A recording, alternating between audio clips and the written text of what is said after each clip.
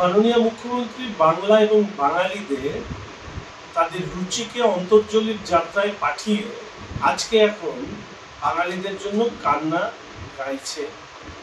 যে বাংলা একসময় রবীন্দ্রনাথ এবং নজরুলের বাংলা হিসেবে পরিচিত ছিল, সেই বাংলা এখন অনুব্রত আরাবুলদের বাংলায় পরিণত হয়েছে। শেখ শাহজাহান থেকে মনোজিৎ, আরজিকর থেকে কসবা, আজকে মহিলাদের উপর অত্যাচার, শারীরিক অত্যাচার, ধর্ষণ আজকে প্রাতিষ্ঠানিক রূপ পেয়েছে। ফলে স্বাভাবিকভাবেই বারবার করে প্রশ্ন উঠছে যে রাজ্যের মাননীয় মুখ্যমন্ত্রী কুমিরের কান্না তিনি কাঁদছেন কেন? গিরগিটিও হয়তো লজ্জা পেয়ে যাবে মুখ্যমন্ত্রীর ভাষ্যের পরিবর্তন দেখতে।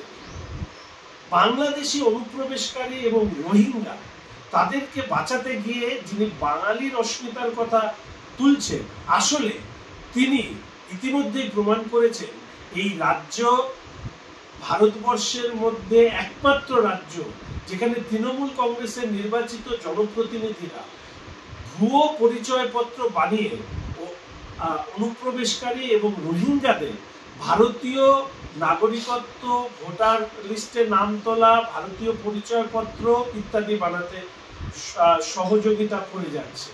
আসলে মাননীয় মুখ্যমন্ত্রী হচ্ছে অনুপ্রবেশকারী এবং রোহিঙ্গাদের বন্ধু।